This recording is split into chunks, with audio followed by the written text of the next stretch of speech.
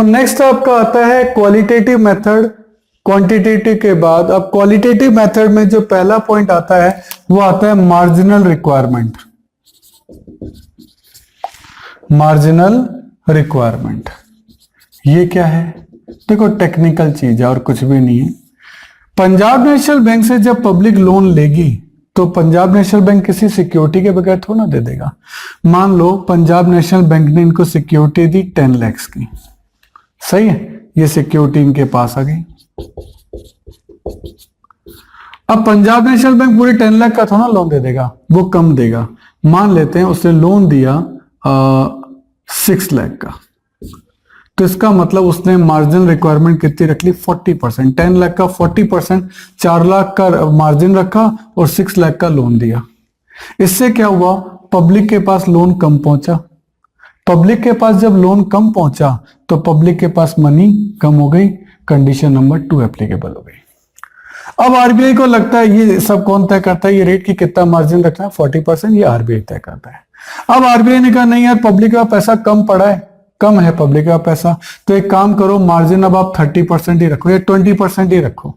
20% ही रखो तो Punjab national bank जब 10 लाख की सिक्योरिटी लेगा 20% अपनी सिक्योरिटी रख लेगा, बाकी के यहाँ 8 लाख का लोन दे देगा कि ठीक है आरबीआई से हमें परमिशन मिली है कि हम है ना 20% जो है मार्जिन रखना है, तब आपको 8 लाख का लोन देंगे। इससे पब्लिक के पास पैसा पहले के कंपैरिजन, पहले तो 6 लाख ही था, 8 लाख हो गया, उनके पास मनी बढ़ जाएगी, उनके पास मनी बढ़ जाएगी, मनी बढ़ जाएगी तो कंडीशन नंबर 1 एप्लीकेबल हो जाएगी। सही है, तो ये होता है क्या? Marginal requirement. आगे चलते हैं।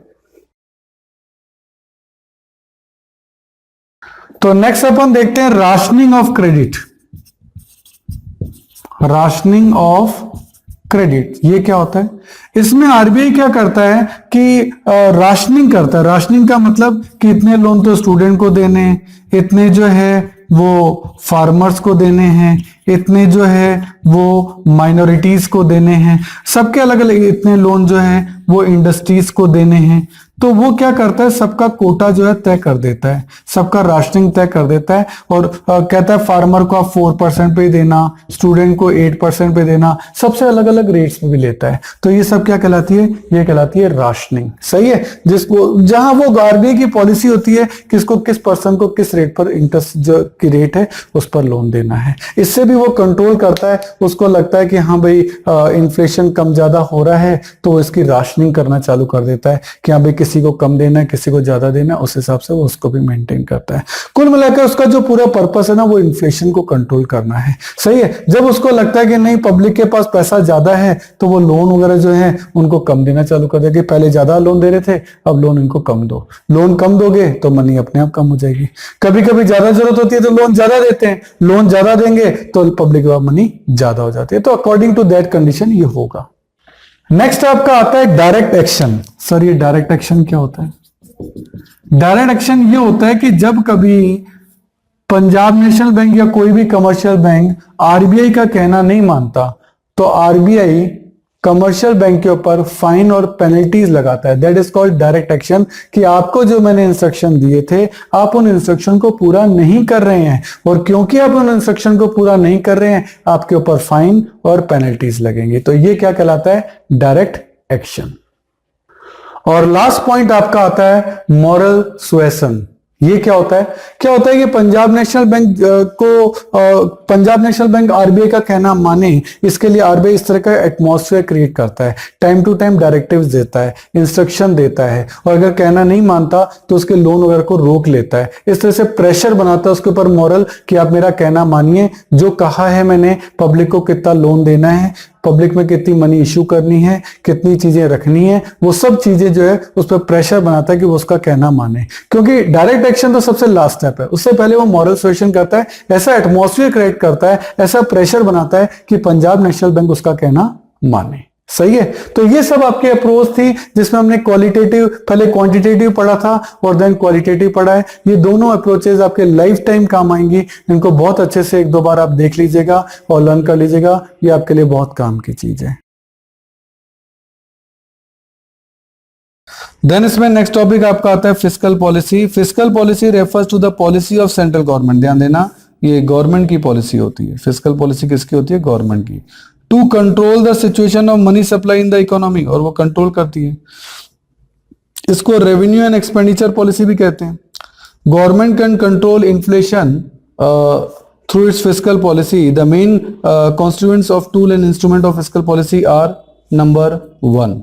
नंबर 1 है एक्सपेंडिचर पॉलिसी, यानी गवर्नमेंट जो अपनी स्पेंडिंग्स हैं, खर्चे हैं, उनको कम करे। गवर्नमेंट खर्चे कम करेगी तो वो पैसा वैसे किसके पास पहुंचता है? पब्लिक के पास। अब पब्लिक के पास पैसा नहीं पहुंचेगा तो पब्लिक के पास पैसा क्या हो जाएगा? कम। पब्लिक के पास जब पैसा कम होगा तो उनकी डिमांड भी कम, और जब डिमांड कम हो जाएगी तो इन्फ्लेशन भी क्या हो जाएगा? कम हो जाएगा। सही है।